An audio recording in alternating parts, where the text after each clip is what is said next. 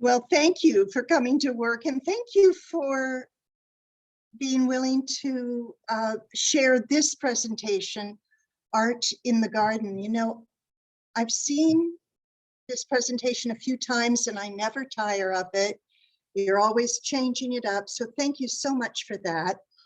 Today on Gabbing About Gardening, our guest is Dr. Lee Gass. Lee is a retired UBC science professor who studied hummingbirds for 40 years and who's been carving since you were 5 years old. Five. Tell us that story, if you would, Lee. How do you Well, start at 5? my mother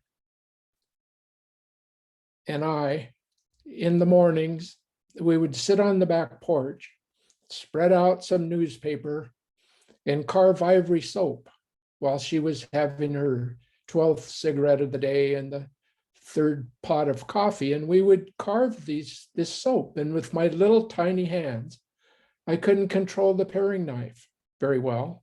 I just tried to cut out a bear, for example, and it didn't work very well. And sometimes I cut myself. And Mom could make anything. And she'd say, just shave the soap like this, Lee, and a big curl would come up. And she could make giraffes and snakes, and her soap didn't break.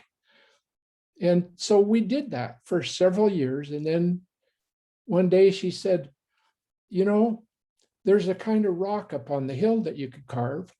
And I said, you can't carve rocks. They're too hard. And she said, you could carve this kind. It's called soapstone. You want to try it? And so we went up on the hill and we got some soapstone and I carved her an ashtray out of it. Later, I carved neckerchief slides for Boy Scouts, and I just kept doing it all my life. And when I was a professor at UBC, I couldn't do it very much. I would steal time in the night or weekends, but I kept carving, and I got very serious about it in 1982. In fact, in the week of my 40th birthday, I got serious and I realized that I was going to behave as if sculpting were my life's work. I already had a life's work. I had 2 of them, in fact, in research and teaching. And here was another one. And what I learned from that was, as long as I behaved as if it was my life's work, it was my life's work while I was doing it. So And that's how I got started. You were full-time professor and carving. When I first met you, you had a beautiful carving studio behind your house on Windsor Street in Vancouver. And that's right. I remember seeing your sculptures in the front yard and your beautiful garden, because I had moved in across the street. I'm just going to back up because we have more people joining us, Lee. I just want to welcome everyone again to Gabbing About Gardening. Today we're gabbing with Dr. Lee Gass. Dr. Lee Gass is also my husband, Lee. Lee is coming to us from his studio on Quadra Island and has taken time out of his carving schedule to talk with us about art in the garden and give us a beautiful slideshow and presentation. And Lee, could we just back up a little bit, because the people who have joined us have perhaps missed us, and tell us again how you started carving? Well, I'll tell you the short version this time. I started as a little kid with my mom carving soap. And I progressed to wood or soapstone, and then wood, and then real stone, a hard stone. And I've been doing it all my life. And when you make sculptures, you got to have some place to put them. Some of them go in the house, some of them, well, go in the garden. And so over the years, as we built this garden, Lou built it mainly, we thought about things, what things look like, what their forms and colors, how they change through the seasons. All those things are part of a garden, and the garden itself is a work of art, not just ours, anybody's garden, because there's so much to look at. Just look at that grapevine there. Its form, its color, its texture, what it does with its life. The rocks, where you get the rocks, what the colors, textures, how you stack them, what you put on the rocks in this case. These particular rocks make a little hollow place for us to sit under the grape arbor to look out into the garden. And this is just a very small part of it. And I started with this slide in particular, just to remind you that everything in the picture is within about 15 or 20 feet at the most. And that's true of every garden. There's too much to look at. You can't see it all. And there's always something more to discover. And just to give you the idea about that we have forms at all different scales. I want to zoom in on this sculpture. But before I do that, I want you to really look at it, because we're going to look at details. We're going to zoom in on two details of it, just as we could do with the rocks or the grapevine.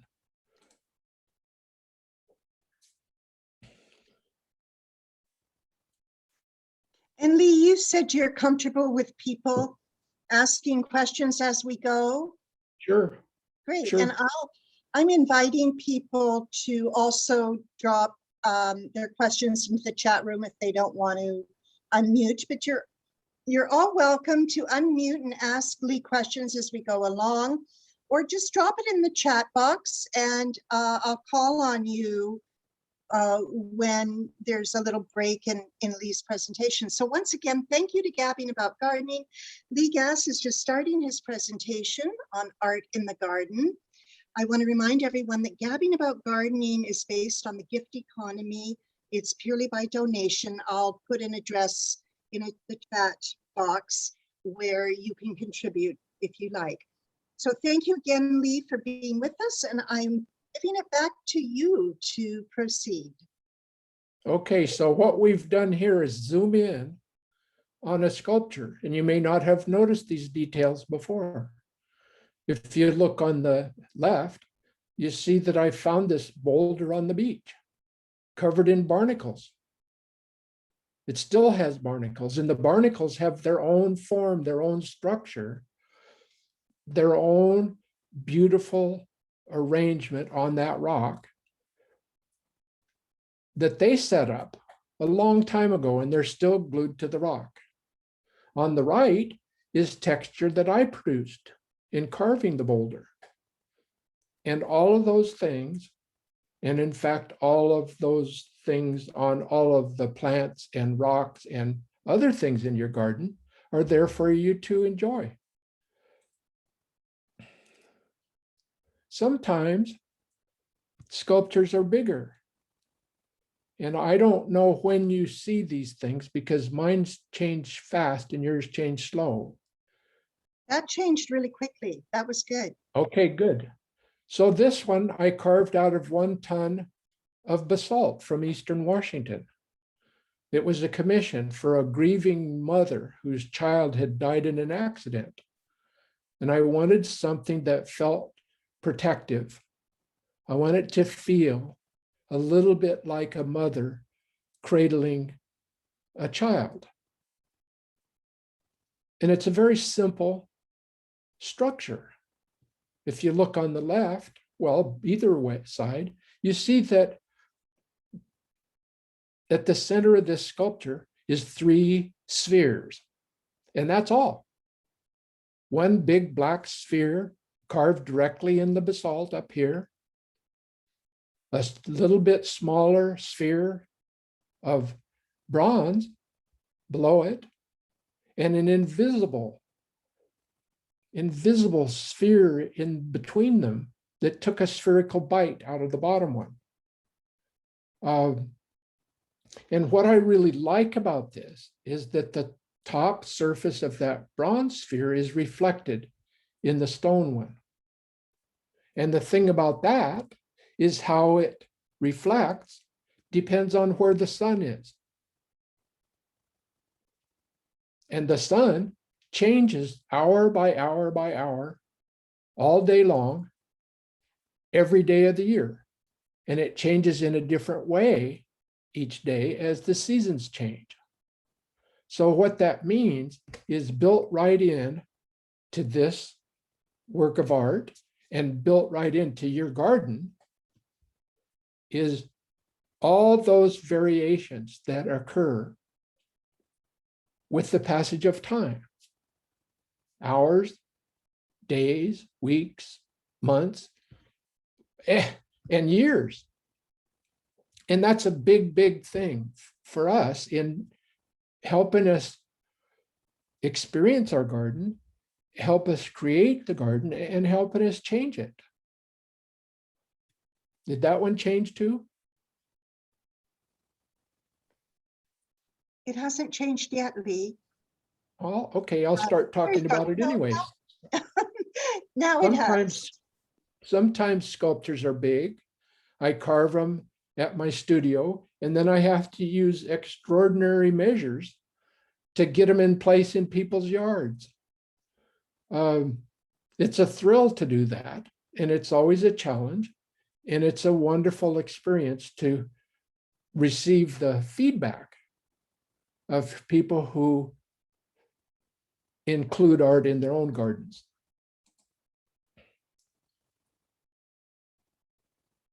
Some sculptures are smaller. Can you see these yet?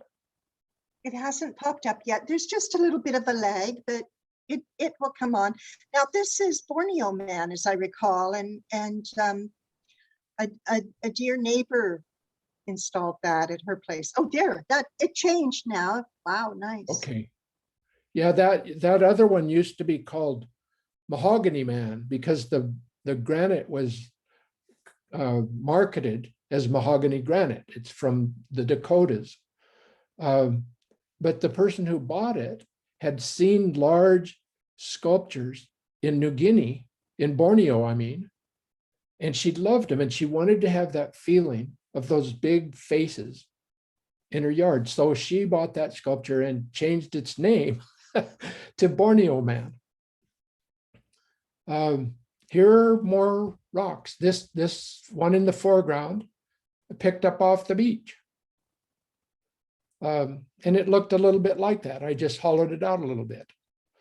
The one in the background is big. And that's just a strange boulder from the desert somewhere in Southern California. And I bought that one, 600 pounds. And it's big. It's as big as a small person. It's 6 foot or 5'2" or 5'3", something like that. It's now part of Lou's new garden, her food production garden. And for us, things like this, and even rocks that are laying around, are a constant part of our garden. Sometimes I carve small sculptures and imagine them larger. Sometimes I carve a sculpture in stone and it becomes another sculpture in bronze. Do you see this yet? Yes, that's okay. Listening to the wind on the right. And well, let me walk them through it. I want to start on the left here, babe. Okay. The only real sculpture on the left is this little one in front. I carved that first in red Canadian Shield granite from Ontario, and then in the same granite and jade. And it's now a series of bronze sculptures that size. But it's so much fun to imagine at a different scale. Outdoor sculpture rather than an indoor sculpture. The photoshopped one by me there is 33 inches high. The one across the creek is about 12 feet high. So it's fun to imagine those things. And sometimes I get carried away and I do things in my mind, like imagine Michelangelo's sculpture, David, 17 feet high, which actually does rest there on that plinth. And that many people do go and look at it every day of every year for the last 500 years. So I get carried away and I imagine this sculpture that size or some other sculpture that size. It's a lot of fun, but I need to come back down to earth sometimes. The original Listening to the Wind sculpture, which you probably can't see yet, was Lucretia's wedding present. It's on the screen. I think of it as a portrait of her. I think of it as a portrait. It looks exactly like her in many ways. And it commemorates for me a day we spent in the Shoelapse Range in interior BC, sitting on a high, steep ridge, listening to the wind. And I came home and I carved a sculpture for my babe. Seasonality. Things change. Last week, we couldn't even see this sculpture for the vegetation. This week, it's displayed. Not this way because the poppies haven't come out yet. But it's displayed and it's part of the garden. Actually, the poppies are out, Lee. They're not even that far along. I had to cut back all the clematis to see it. Yeah, yeah. Clematis is a very vigorous plant. So all of this gives me great pleasure. Imagining things, making things, putting them in their places, moving them around, enjoying Lou, enjoying her garden, and enjoying all those forms and all those colors and all those textures in her garden and anybody else's garden. It's a lot of fun. But it's also a lot of fun just to build the garden. I think of that as a work of art. Our garden is on a hill. Water runs downhill. And people have known for thousands of years that if you want to grow plants on a hill, you better make terraces. So these rock walls are to hold back soil and make it level so the water will stay and the plants can use the water. But look what else these rock walls and these beds do. The sun comes from the south around here. And to the left is south. So what these beds do is tip the slope up and make it steeper, raise plants up, let them enjoy the sun, much more than if it was flat. We didn't think about that when we were doing it. We were just making terraces. But that's what it does. It brings more sun into the garden to play with what we call the bones. The bones, the physical structure of the place is part of the art of having and making a garden.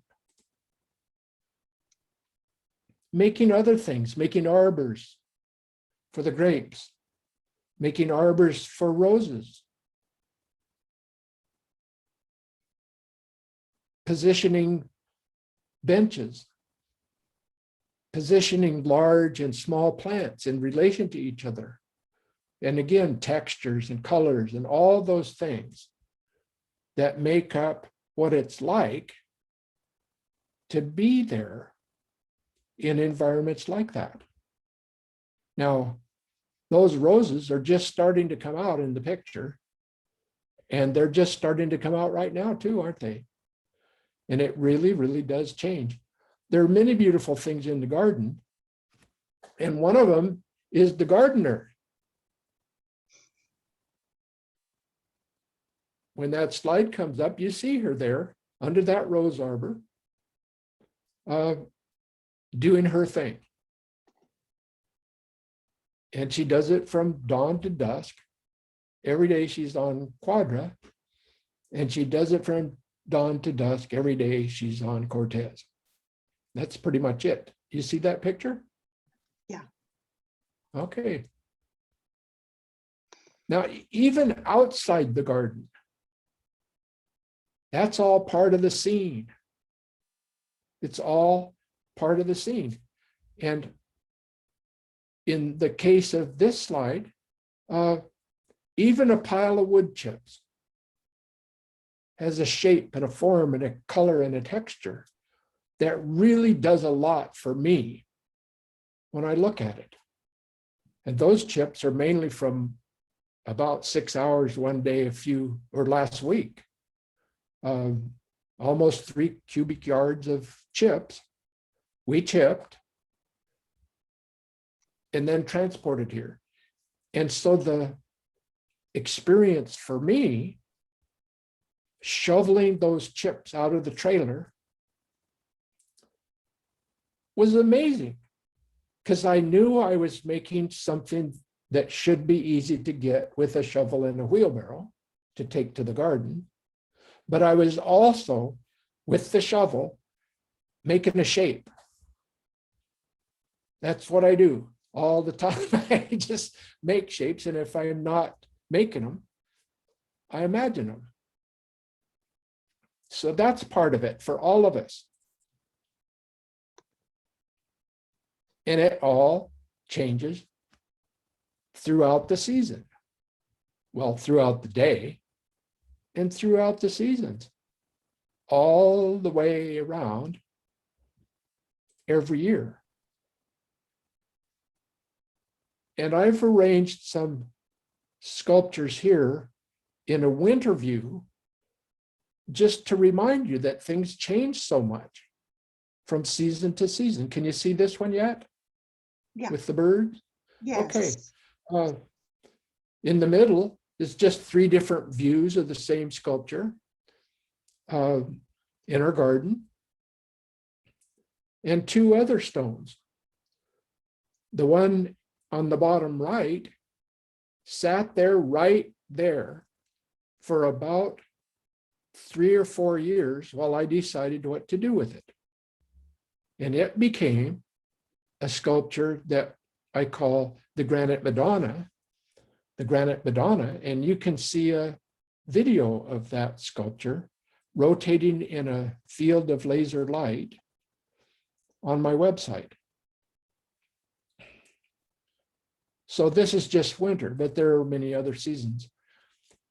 I love this picture because it really dramatizes how different things do look in the winter. Oh yeah. Oh yeah. Another aspect of this is moving things around. The same rock in different places has a different feeling. And one thing I like about Lou is she's always moving stuff around. The plants change, so the plants are begging a different kind of companion, and she moves it there. That's a wonderful aspect of gardening. Sometimes it's a matter of relationships between rocks and plants. People from Cortez Island will recognize this stone on the left as coming from the end of Red Rock Road at Cortez Bay. And this rock has been in our garden for about 14 or 15 years. Other ones nestle in with the fig tree and with berry bushes. In this one on the right, what we call nodding Buddha, has been in many, many different places in the garden. And I just absolutely love it right here with those pinks, are they? Dianthus, yeah. Carnation. Dianthus, yeah. I just can't wait. And those flowers are starting to do it now. They're getting ready. So that's going to be magnificent in I don't know, a week, 2 weeks.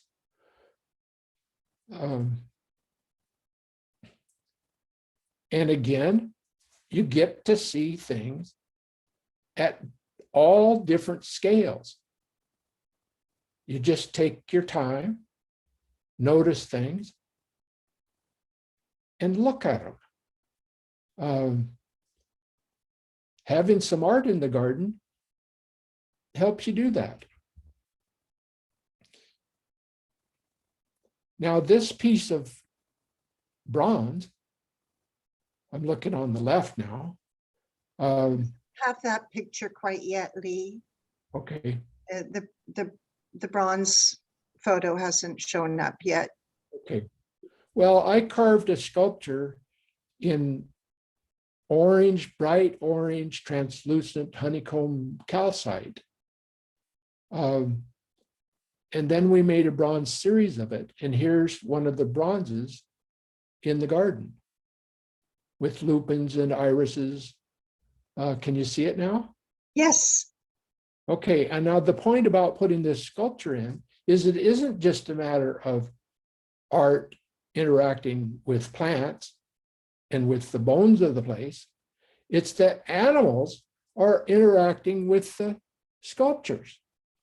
And this frog was amazing because every day this hollow, metal, thin-walled sculpture heated up in the sun. It got really warm. And this frog knew exactly what it was doing. It would be there for the right time of day to get nice and warm, and then it would get someplace else before it got too hot. That's happening all the time. And I hate to say it, but one of the sculptures is a perfect place, or at least it was a perfect place before we extended the garden, for robins to perch on their way from the garden to their nests. Well, you know what birds do to sculptures. They poop on them. And so that sculpture had a really nice patina of robin poop on it for a while. That's part of it as well. That same individual frog moved around a lot. It had its places. We came to be able to know where that frog would likely be at a given time of day. It was amazing. And we'd say to each other, did you see the frog yet? Where was it? Where was it? Well, it was right where I thought it was. It was right at the base of that whatever plant, hidden up underneath the leaves. You can follow those things through the day and through the week and through the months. There's another kind of interaction between art in the garden and the garden. We have a friend in Australia who made an enormous metal sculpture of tubes of stainless steel. Can you see the picture yet? Yes. Yeah, it's amazing. And in this placement, the air moves through the glen, and those pipes make sounds. The wind and the pipes interact to make sounds.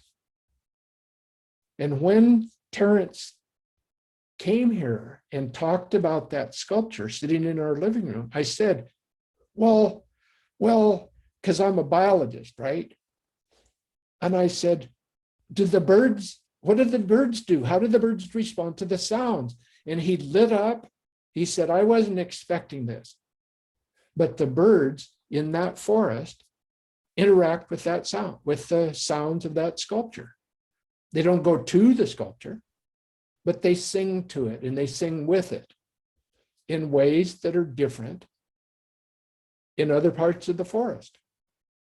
It's incredible. And it's the same thing in a way as that frog warming itself up on a piece of bronze.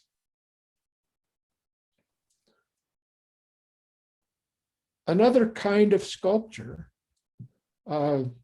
illustrated here by my colleague Tom Small down at Friday Harbor, he makes a lot of big sculptures. He makes benches. He makes chairs of basalt. He makes large standing sculptures of wood and stone. And those sculptures are all in gardens, all over Puget Sound, all over the Seattle region, people's gardens. And they love them. I love them too.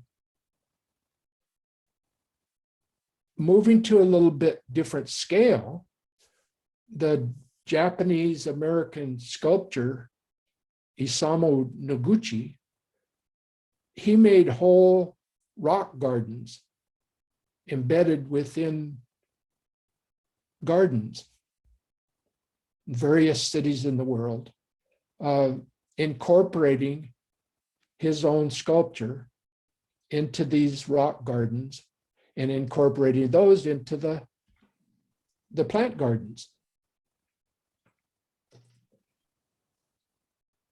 And people have made baths and pools of stone for hundreds and hundreds and hundreds of years. Okay, that's what I want for our next anniversary, Lee. There you go. There's no Okay. more question. You don't mind doing that for me now, do you? No, when's our anniversary? Oh, we already had it, didn't we? So I got it a little while. Yeah, you have until next April 4th. If you need reminding, Okay, I'll be there. good. Okay, well, what do we got next? Oh, yes. This is my friend George Schmerholz, my professore. We call each other professore because he's Hungarian and I helped him learn to write in English. And he's taught me essentially everything I know about sculpting. But these two sculptures are in gardens. The nesting bird is one off. There's only one of those. But the osprey on the right, he made 15 of those and then closed out the series. His big bald eagle in a garden in Bellingham. Bronze. It really does something for a garden, and it does, and it's enhanced. The sculpture itself is enhanced by the garden. Sometimes it's just a matter of putting stuff somewhere where you like it. In this case, it was a big, heavy boulder that I started to carve, but it developed a crack. And a crack that I couldn't recover from. So off it went to the garden, and we needed a big rock right in that place because hoses run along that rock really easily. It's a practical thing. It's like a hitching post for a horse or something. It really is an ideal example of functionality, Lee. I just love having it where you place it, because it really helps me move around with the hoses. Yeah. And you don't necessarily expect that kind of benefit. But this is just like about rocks or pieces of driftwood. Pieces of driftwood, anything that you'd like to have in your garden makes your garden a better place. And you're going to have rocks in your garden. Everybody's got rocks in their garden unless they get rid of them. Where you put the rocks makes a difference. It makes a difference to the plants because the rocks soak up sun and get warm, and the plants like that warmth. They make shade. They add variation in color and texture and size. And everybody does this kind of thing. And the more mindfully we do it, the more beauty we add to the garden. And this was an amethyst crystal that used to be a brighter purple. And then we discovered that the sun had bleached it out. Yeah, that's a nice example of a cascade of rocks. Now, Lou's being very charitable there, because I was the one who discovered that you can't put amethyst in the sun. She already knew it. So I was the one who discovered you don't do that. But they're great after they lose all their color too. Yeah, what did you call it? A cascade of rocks. Is that what you said? Yes. Well, that's what it is. Sometimes little pieces that come off of sculptures when I'm carving them become paving stones. In this case, paving stones for a set of stone stairs that come up toward our front steps. Sculptures just hidden among the rocks. Sculptures sitting on stumps. That's all part of the garden. And things like this. My mother found that insulator, high tension electrical transmission line insulator. She found that maybe 70 years ago, maybe 75. I can't remember how old I was when she got that, but that was in the garden all the time. And that was part of my inheritance. I got to have that. And well, here it is. Lou did this. This is one of those Mexican strawberry planting pots, upside down, with this thing on it. Well, we fill it up with water. And the birds love to go there. This is just a pot that isn't being used at the moment, and it's still beautiful. No point in taking it out of the garden if it works. And sometimes it's broken or failed sculptures, pieces of rock partly carved, pieces of rock broken and just left there because we'd like them. Can you see this one yet? It hasn't shown up yet. Okay. There it is. Okay. So in this particular case, we thought this thing would sit there for the rest of our lives, and we'd be the only one to enjoy it. But one year at the studio tour on Quadra Island, somebody insisted on buying it and taking it home. We said, okay, you can take it. And now it's in their garden. This is what I thought was a failed sculpture of chlorite. It just sat there between two pieces of obsidian in the garden, obsidian holding back soil, because I thought I'd ruined it. Then a year and a half ago or so, a year ago, I yarded that up out of the garden and took it up to the studio and started carving it. And it's a completely different sculpture now. It has some of the same feel. It doesn't have the design flaws that this one has. And it'll come back to the garden one day when I finish it.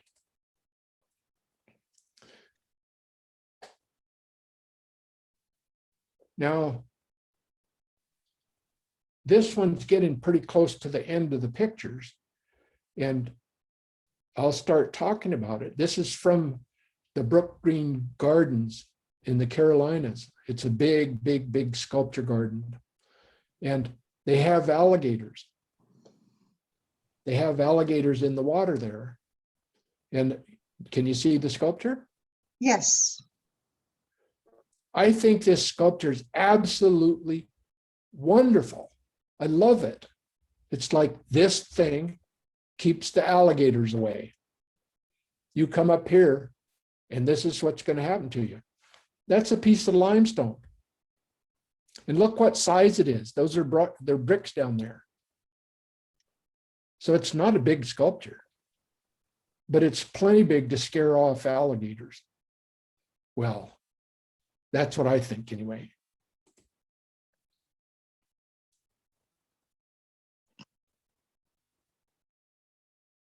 So we got Lou here getting a kiss from our dog Molly right after picking a whole lot of strawberries. And that's about all I got to say. So we can have questions and we can just stay here on this slide, or we can do whatever we want. Lee, you had some photos of the neighbors' wood sculptures and Thomas and Moana's walkway. Do you still have those easily available? Yeah, if we can, if you don't mind me actually doing it, if we stop sharing for a minute, I can set that up. Yeah, that would be great. It would be nice to see some wood and some of the other slides you had from when you presented at the Quadra Island Garden Club. Thanks everybody for joining us. Feel free to jump in and tell us about the art in your garden. If you have pictures handy, we can share the screen with you. I think there are other sculptors here too. Your brother Gerald is with us, Lee. Colin. Wow, hi Gerald. I think Colin and Claire are here. And I know there are other artists today with us, so please do share. We're getting a question from Bridget. Lee, do you know about Miles Garden in Stockholm, Sweden? Yes, I've been there. It's amazing. That guy was amazing. And the garden and the indoor museum there, gallery, is just incredible. I love it. And that's an example of a public garden set up with that one person's work. I took those out, Lou.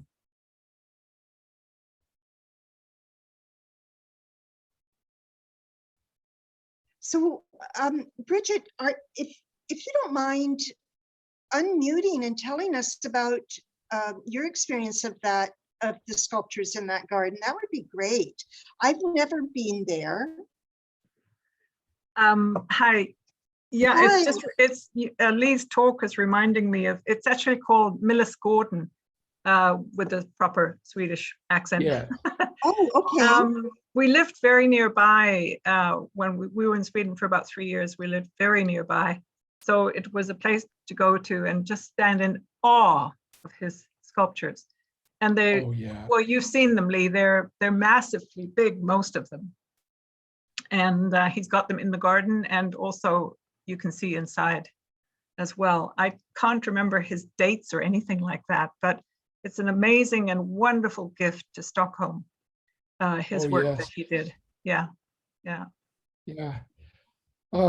One of the really big advantages of being a sculptor and a scientist is that when I went places as a scientist, say to give talks about hummingbirds, or as an educator, I got to see all the art. Mm-hmm. And in this particular case, I was in Stockholm as an educator. But I stayed with one of my former graduate students, and he took me to Nobel's Dynamite Works, Right. and to the Miller's Garden, and to various other Yeah, things yeah. that I would never get to see otherwise. Yeah. Huh. Yeah. The Miller's Garden, especially as a sculptor, Lee, you would have really appreciated that. Yeah. And I've very much appreciated your comments on sculptures in our own gardens, Thank and you. how they help us to see things differently. Anyway, thanks a lot. Oh, Thank here's you. somebody just said the artist's home was built in 1908. Miller's home, I assume. Yes, that sounds about right. Yeah. Yeah. And Maybe then we his have a Swede in the group. Maybe we have a Swedish person in the group. That's from Kathy Slater. Kathy, you're welcome to unmute and join the conversation. I just went to Mr. Google. Oh, I see. You hadn't been there. I'm so enjoying this. It's like little butterflies in me to be involved in this Zoom today. Thank you, you guys. Oh, good. I love butterflies. I'm a forest entomologist, so another biologist here, retired. Oh, wow. Wow. I love scientists who love art. And I can actually tell you a story about that. Do we have time for a story, Lou? Lee, we have lots of time. In fact, Okay. I'm hoping that you're going to be able to bring up some more of the photos that you had before on your laptop. Well, I'll see what I can do, but I'll tell you this story. What was the story about, though?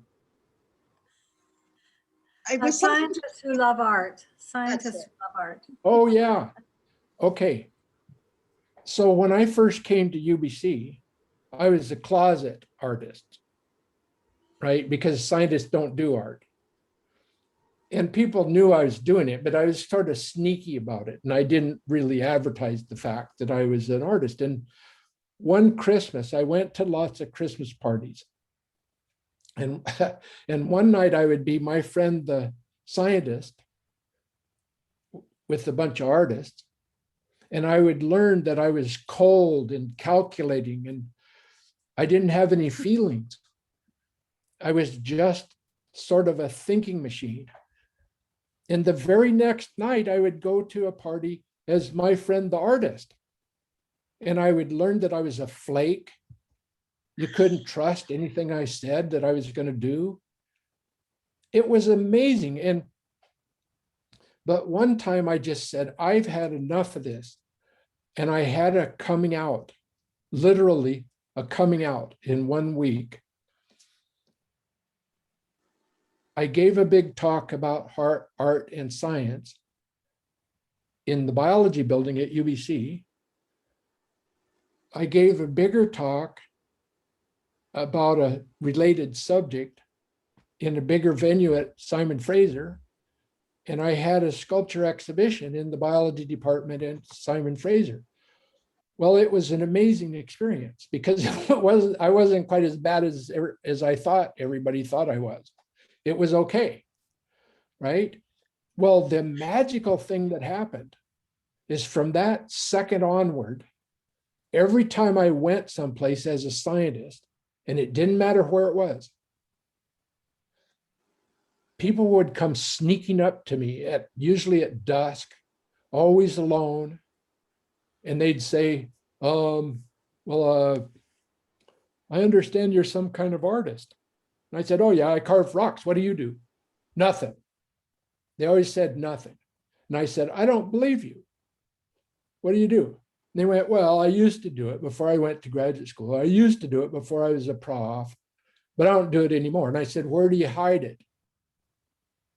And sometimes it's under their underwear, or someplace they're hiding their poetry. They're hiding their fact that they throw pots, they carve, they paint. And I spent 3 days one time in the Department of Ecology and Evolution at Princeton. And I gave 2 talks. One is about my science, one is about my art. And then I talked with everybody in that department, all the professors, all the grad students, and all the postdoctoral fellows. So what did people want to talk about in those private meetings? More than half of them wanted to talk about their own art. And they were hiding it just like I was, like I had been. And they didn't want to be that way. They wanted to be released. They wanted me to say, you know, bless you, my son, go forth and create. They really did want that. And one of the graduate students at Princeton, he was the grandson of a famous ecologist, the son of a famous behavioral ecologist, and a colleague of mine. And he was about to become what turned out to be a famous ecologist, but he was still a graduate student. Well, at Princeton, they send you anywhere you want in the first year. You go anywhere in the world, check out things and see where's the best place to study what you say you want to study. So this guy had been every place in the world. And we set up a meeting and he said, I don't want to meet in the department though. I want to meet over in this other building and I'll come get you. And then I'll take you over there. We went over there. He had these amazing watercolor paintings that he'd made all these different places, and they were incredible. Nobody knew it. My own former graduate student, who was his office mate, didn't know it. His parents didn't know it. His grandparents didn't know it. It was a total secret. And he wanted to show it to me. Well, I sure hope he's showing it in public now. It's starting to sound, Lee, like you are encouraging all of us to let the inner artist come out. That's the message I'm picking up here. Can I ask you a question, Lee? How do you think placing art outside in the garden differs than the decisions we make about how we use art in the house?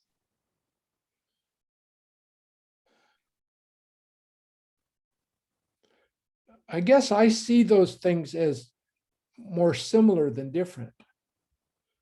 You don't want to put a sculpture where you're going to trip over it. You don't want to put a sculpture where you're going to break it or spill coffee on it or whatever it is. Hit it with a shovel. You don't want to do that. And you're going to do it if you don't put it in the right place. So that's a practical thing. You saw a picture of a sculpture stacked up on a bunch of paving stones. Remember that one? Well, that sculpture wants to be seen higher up, right? You want people to look eye to eye at it sometimes. Sometimes you want them to see it down low. So, but that's also the same in the house, right? You don't just put it someplace. You usually arrange someplace to put it. And then it becomes part of the environment, like those paintings of yours, Lou. You put those there for a reason. And you thought about it when you did it.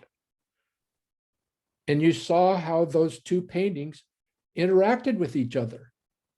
Even though they're different colors, they interact with each other. They're the same family of forms. and I love it. So Um, visibility has really been an important aspect. I know in listening to you talk to people as you're placing art in gardens, and if you have a picture of the one of Donna Herringer's that you just placed recently, I remember that overhearing your discussion with the Herringers about where they would be at different times of the day, and what, looking out their window in the morning when they were making coffee or doing the dishes, Yeah. and having a sculpture there, having something as you move down the pathway towards your home, or coming in or out of a doorway.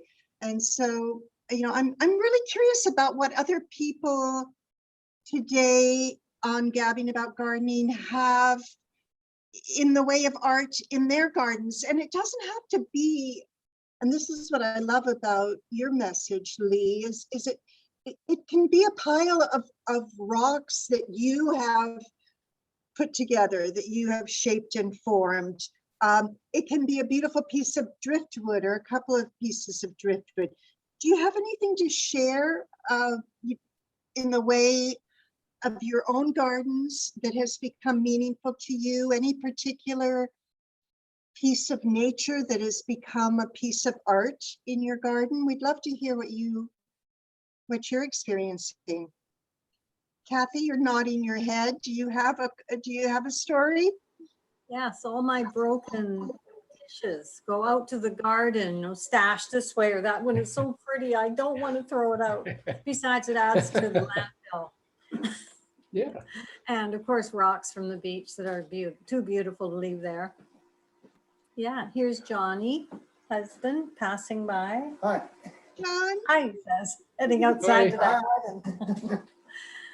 Yeah. Yeah, I've done the ceramic, especially pottery dishes that are just too beautiful to let go completely. It's amazing how you can create a little accent around a plant that way. I was thinking on your lines about the science versus art, Lee, that we're in that rational society in the 60s, we're going to fly to the moon and all that. And so art was down at the bottom of the pile, and it's so good that you came out of the closet and look what it's exploded. As for being an entomologist, I ended up working for John Borden, and he turned out to be an entomologist. And after I overcame my repulsion at insects, I discovered how incredibly beautiful and artistic. We're Jabba the Hutts, and insects have these beautiful geometric designs and the exquisite artistic element to them. So, Here, I got this for you from Robin. well, thank you, Johnny. So I'll, Did you know Lee Riker when he worked there a few summers in Borden's lab? oh no, I was there until 72. 67 to 72. I guess I was gone. Lee, Yeah, he was probably there around 76 or so when he finished his PhD at Oregon, or at Oregon State, on water beetles. we were, bark beetles and pinhole borers. Important to the economy of the logging industry. I'm just wondering, Lee, are you on your portable computer over on Quadra? You're on am. your laptop? Yes. I wonder about you taking us outside with you and Let me try it.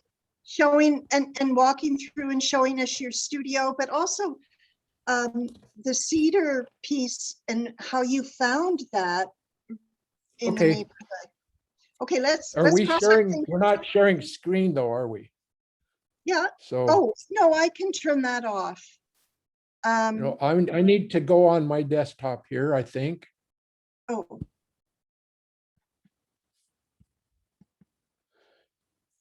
And can you make the picture? well, you still have control, I think. let's see here. Lee and I are both novices, so let's hope for the best. All I see is the people's pictures. Yeah, I don't know what you did with your screen, but that's all we can see now. Can you stop screen sharing? Or Oh, close, okay, stop share. whatever you just Okay, did. Okay, so does that work?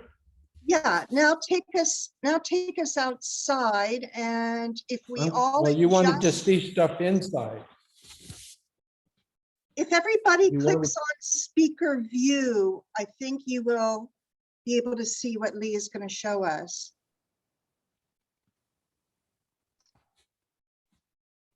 Do you see that?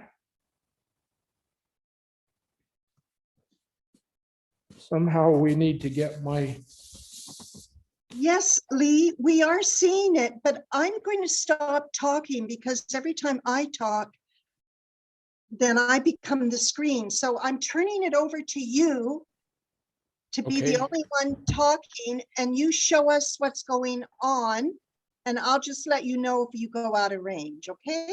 and you can see my, do you see this We piece see of it, wood Lee. here? Yes. You do, yes. okay. Okay, so this sculpture right here, this big cedar piece, you see that? That's a piece of cedar from very near here.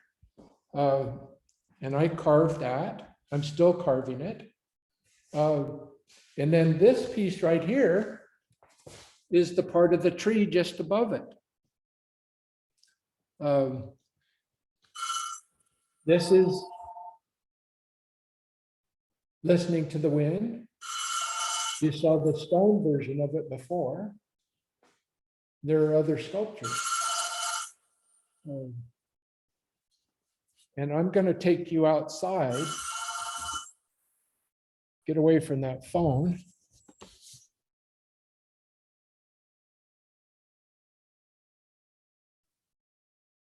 Oh, darn. Now we're frozen a bit, Lee.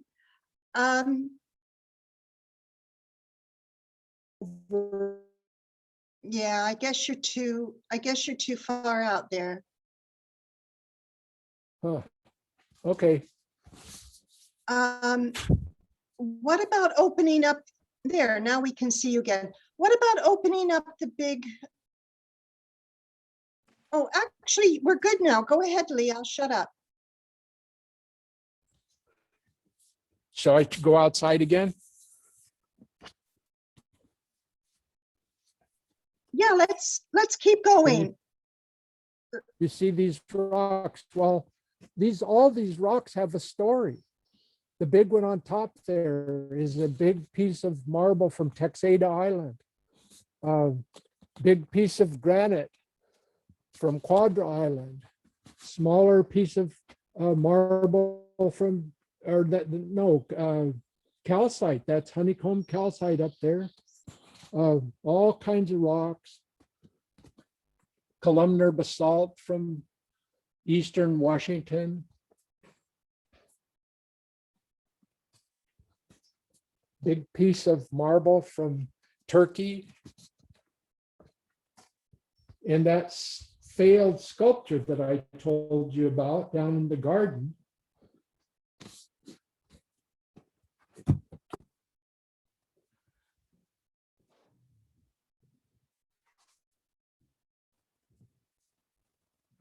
That I'm rescuing.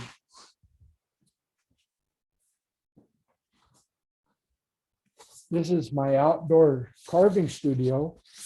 I can usually work out here until October. Then it gets too cold. This is my shower. And it's very fun to take a shower in a high windstorm in the middle of the winter with icicles hanging from the eaves.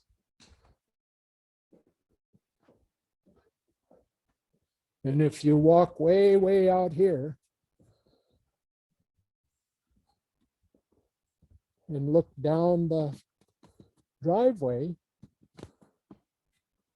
the garden is way down there, past the car. And that's where we started this talk.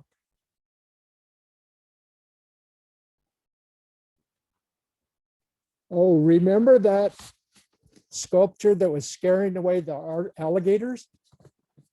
Can you see that sculpture up there under the eaves of the studio?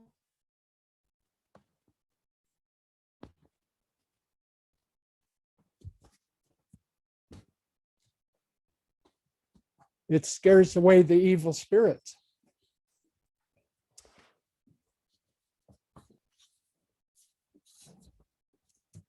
Well, I'd really like to hear some more people's ideas about art in the garden.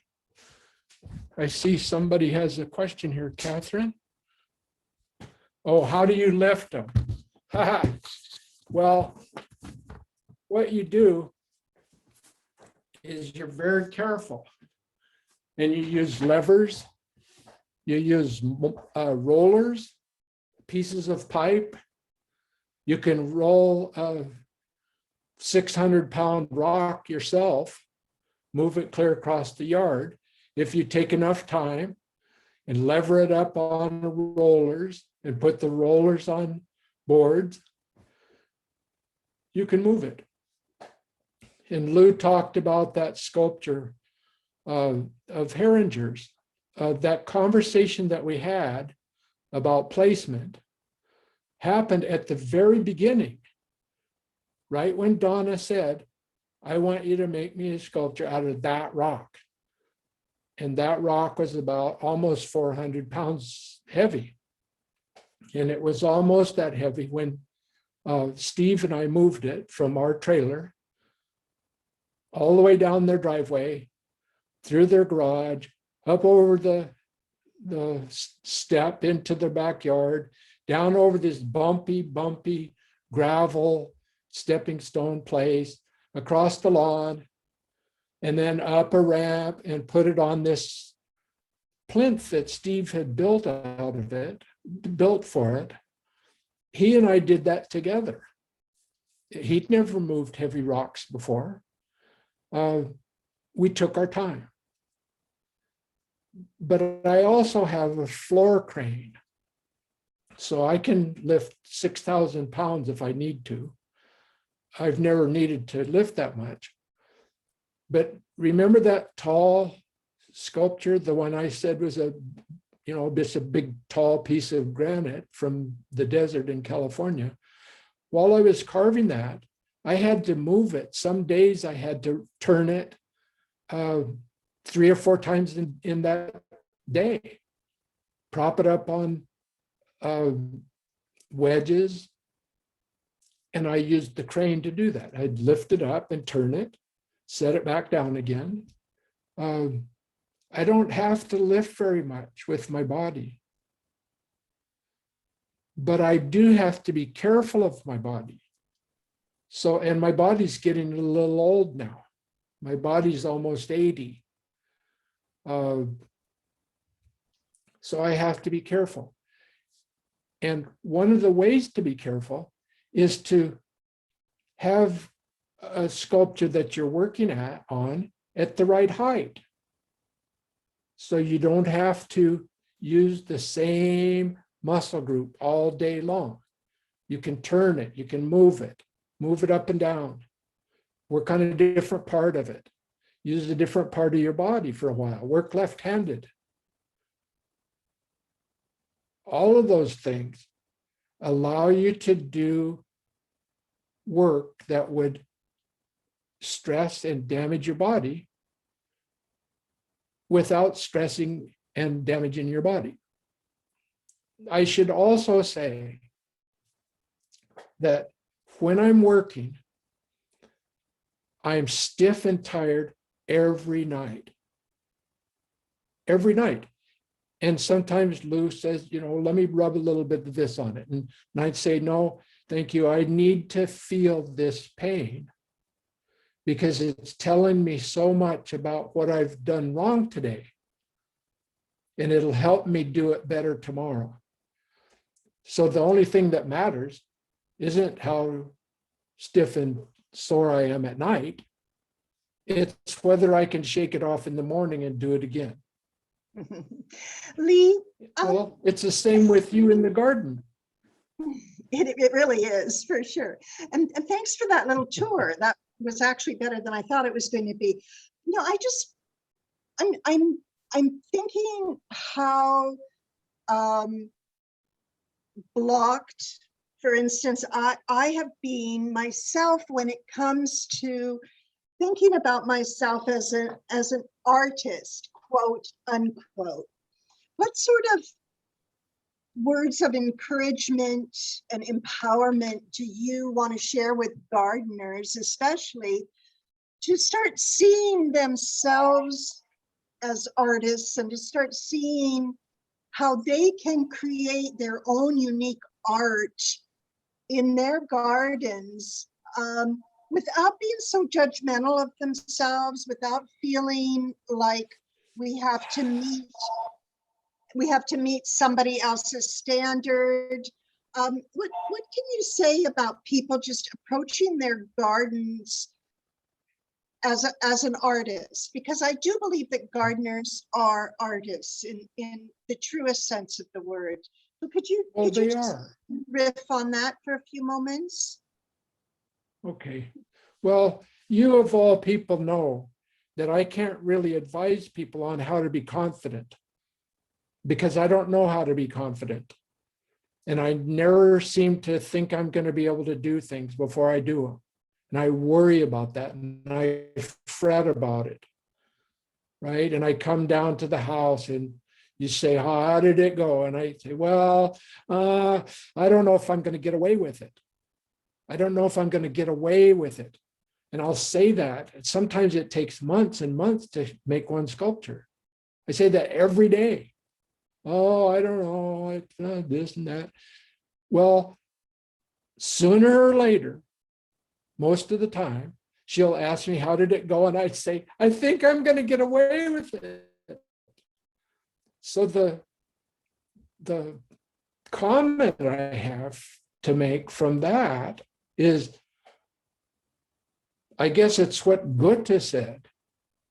What you can imagine you can do, just do it. Just start doing it. If you don't like it, throw it out. If you don't like it, do it, make it different. But just do it. Right? And in terms of making gardens, you can do anything you want. Like you can make a rock wall. You can plant this plant here instead of there. You can think about how this plant relates to other plants. That's what artists do. That's what scientists do. That's what anybody does who's creating something.